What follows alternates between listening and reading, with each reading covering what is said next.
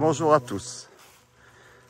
Me voici donc en Allemagne, devant une de ces casernes militaires abandonnées, comme il y en a beaucoup ici.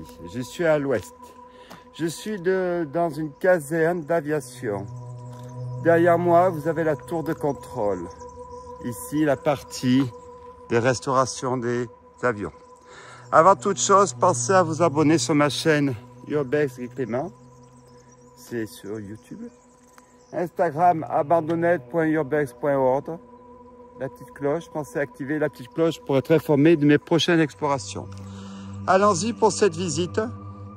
Alors, évidemment, en 1992, quand l'URSS, l'Union République Socialiste Soviétique, chute, tous ces sites sont laissés à l'abandon, pillage, méthodique et organisé, tout ce qui représente un peu d'argent et surtout une vengeance d'un système qui a vu nourrir que, si je puis dire, haine. Alors, l'histoire fait que ces bâtiments sont des années 30, ont été construits à l'époque par l'Allemagne qui voit monter le nazisme. Göring sait que le traité de Versailles ne lui permet pas d'avoir une armée. Il construit des écoles qui transformera à la barbe des Français en armée lorsqu'il dénoncera lui-même le traité de Versailles. Donc, traité de Versailles dénoncé, il transforme ces parties-là en casernes militaires. La guerre éclate. L'Allemagne nazie chute. L'URSS prend les pleins pouvoirs sur l'Allemagne, à part le centre de Berlin. À la chute donc de l'URSS en 92, l'Allemagne récupère donc une partie de son histoire, de son héritage. L'Allemagne récupère donc ses casernes. Mais que faire de ce patrimoine ?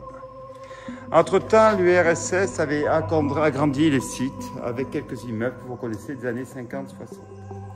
Voilà, l'histoire pathétique, l'histoire véridique d'une Allemagne qui, comment dirais-je, est là.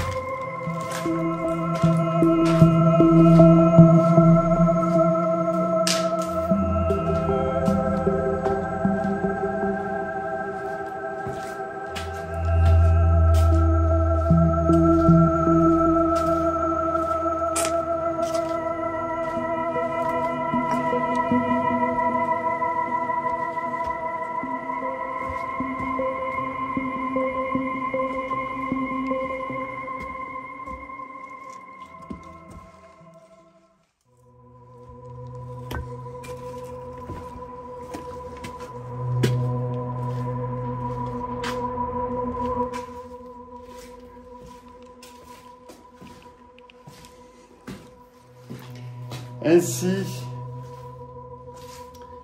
s'achève donc cette visite, cette partie de la caserne. Nous continuons nos explorations sur les autres bâtiments.